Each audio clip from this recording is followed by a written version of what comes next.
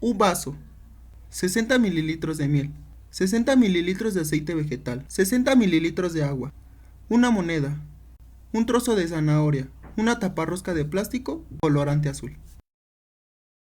Tomamos el vaso añadiendo los 60 mililitros de miel. Antes que nada, debemos de saber qué es lo que componen a los diferentes materiales que vamos a utilizar para poder concluir objetivamente qué fenómenos físicos y químicos se observan en el experimento. La miel tiene una densidad aproximadamente de 1402 gramos sobre mililitros. Es sólido a temperatura ambiente, lo que quiere decir que este estado de agregación se caracteriza porque oponen resistencias a cambios de forma y de volumen. Sus partículas se encuentran juntas y también se ven correctamente ordenadas. Además, la miel es insoluble en agua y sus componentes mayoritarios son los glúcidos. Estos glúcidos son biomoléculas formadas por carbono, hidrógeno y oxígeno. Específicamente contiene fructosa, glucosa, sacarosa, maltosa, entre otros. También contiene proteínas y algunos aminoácidos libres, y vitaminas y nutrimentos inorgánicos, de vital importancia para los organismos. Posteriormente, en el mismo recipiente que contiene la miel, previamente añadida, se le agregan 60 mililitros de agua y se le añade unas gotas de colorante azul para poder distinguir el agua y que el experimento sea mucho más comprensible. El agua es la sustancia más abundante de los sistemas vivos y constituye el 70% del peso mayoritario de los organismos. Tiene una densidad de 1 miligramo sobre decilitros y es el disolvente universal. Una molécula de agua está constituida por un átomo de oxígeno, dos átomos de hidrógeno mediante enlaces covalentes, lo que quiere decir es que comparten electrones. Dichos enlaces proporcionan las fuerzas de cohesión que hacen que el agua sea líquida a temperatura ambiente. Estas fuerzas de cohesión son fuerzas que atraen y mantienen unidas a las moléculas. Pero ¿por qué no se mezcla la miel y el agua?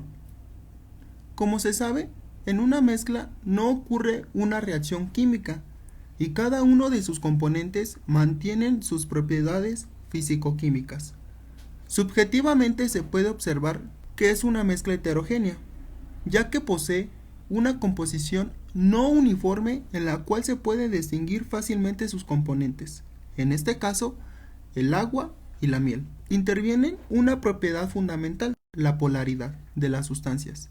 Esta polaridad representa la separación de las cargas eléctricas en la misma molécula.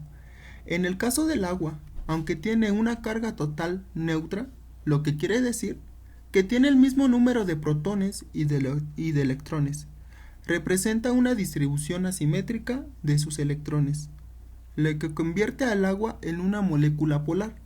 Por dicha conclusión objetiva, estas dos sustancias no se mezclan, además de sus diferentes densidades. Después a esta mezcla heterogénea se le añaden 60 mililitros de aceite vegetal.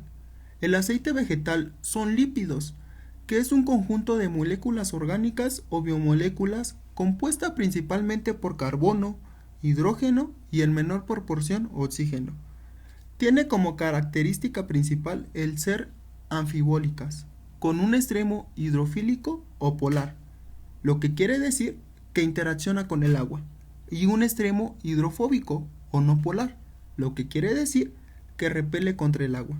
Por esta razón es que el agua y el aceite no se mezclan, ya que el aceite al contacto con el agua crea micelas.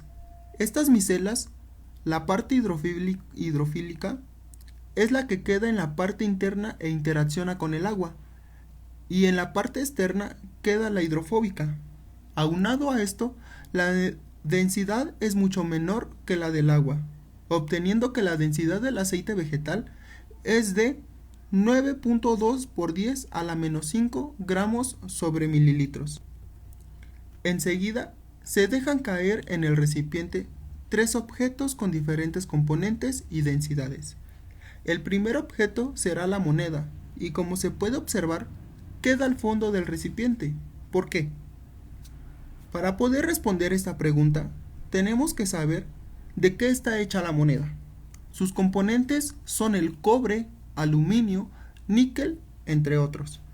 Dichos metales son un grupo de elementos químicos que tienen como propiedades físico-químicas conducir la electricidad y el calor, además de que son sólidos a temperatura ambiente. Dichos metales representan enlaces metálicos, que es un enlace muy fuerte entre los elementos de la misma especie. Estos átomos unidos se agrupan de forma muy cercana unos a otros, lo que produce que sean estructuras muy compactas y de gran peso molecular, además de que las densidades son superiores a las de la mezcla heterogénea. El segundo material es la zanahoria. Esta hortaliza o verdura se compone mayoritariamente de agua, pero también contiene glúcidos y algunas vitaminas y en menor proporción proteínas.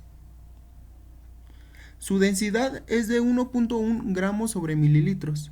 Subjetivamente podemos concluir que quedará suspendida en el agua, ya que como su contenido es mayor en agua y su densidad son similares, se quedará en el segundo nivel, como se puede observar.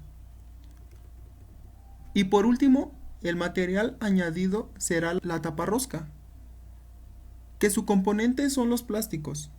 Estos plásticos son polímeros orgánicos de bajo peso molecular y baja densidad. Por ende, quedará suspendido en la parte superior del recipiente. Su estructura típica permite el desplazamiento y así no llegar a hundirse en la mezcla.